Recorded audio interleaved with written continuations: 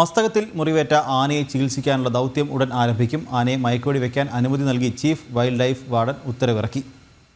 വിവരങ്ങളുമായി ആനന്ദ് പുത്തൂർ ചേരുന്നുണ്ട്. ആനന്ദ്, മസ്തകത്തിൽ മുറിവേറ്റ ആനയെ ചികിത്സിക്കാനുള്ള ദൗത്യം അത് ഉടൻ ആരംഭിക്കും. ആനയെ മയക്കുവെടി വെക്കാനുള്ള അനുമതി അത് chief wild life officer warden നൽകിയിട്ടുണ്ട്. വിവരങ്ങൾ അല്ലെങ്കിൽ അല്പസമയത്തിനകം തന്നെ ദൗത്യം ആരംഭിക്കും.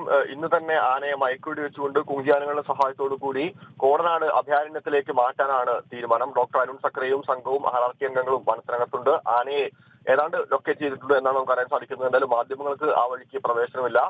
മാധ്യമങ്ങളെ ചെക്ക് പോസ്റ്റിന് അവിടെ തടഞ്ഞിരിക്കുകയാണ്. മറ്റ് യാതൊരു തരത്തിലുള്ള ബുദ്ധിമുട്ടുകളും ഉണ്ടാവാതിരിക്കാൻ വേണ്ടിയാണ് അത്തരത്തിലുള്ള ചില നിയന്ത്രണങ്ങൾ ഫോറസ്റ്റ് ഏർപ്പെടുത്തിയതെന്നാണ് പറയുന്നത്.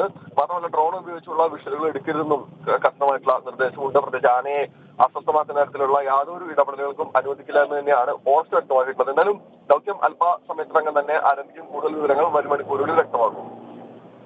ശരി ആനന്ദ്, മസ്തകത്തിൽ മുറിവേറ്റ ആനയെ ചികിത്സിക്കാനുള്ള ദൗത്യം ഉടൻ ആരംഭിക്കും. ആനയെ മയക്കുവെടി വയ്ക്കാൻ അനുമതി നൽകി ചീഫ് വൈൽഡ് ലൈഫ് വാർഡൻ ഉത്തരവിറക്കി. വിവരങ്ങൾ നൽകുകയായിരുന്നു ആനന്ദ് പുത്തൂർ.